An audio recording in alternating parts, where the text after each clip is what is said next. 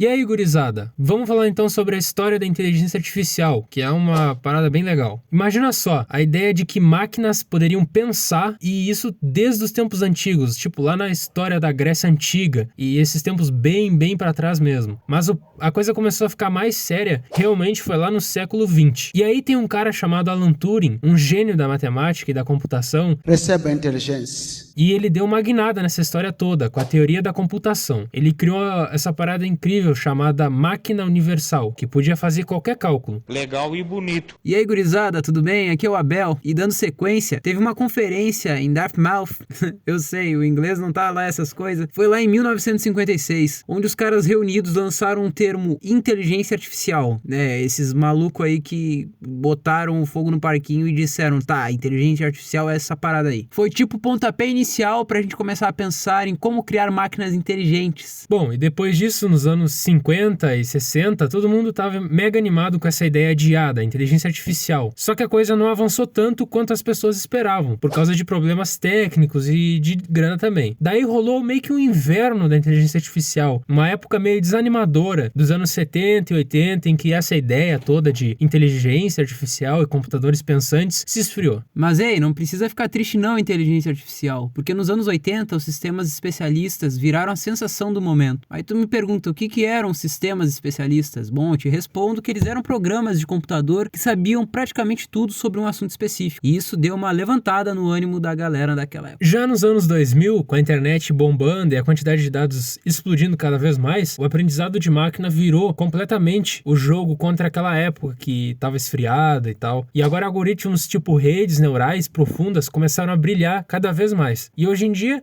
a inteligência artificial está em todo lugar. Desde os nossos smartphones, sites de streaming de vídeos como YouTube, Facebook, Twitch e outros, até carros autônomos, como a gente inclusive citou no nosso vídeo passado, da história da automação e dos computadores. Bom, e cada vez mais o tempo vai passando, isso não tem como mudar, e a inteligência artificial vai evoluindo. Então a gente tem que pensar em razões éticas também, né? Porque com o advento da IA, né, vindo lá desde o passado, ela tem se aperfeiçoando cada vez mais. Um exemplo é a época de eleição, né? O pessoal fica pegando o rosto de político, fazendo voz fake. Na verdade, precisa de legislação para controlar isso, né? Porque senão viraria uma várzea, uma balbúrdia. A gente falou um pouquinho sobre a história e o surgimento da inteligência artificial. Se a gente ajudou você em algum aspecto, se você gostou do vídeo, por favor, não esqueça de ir para a casa da sua mãe.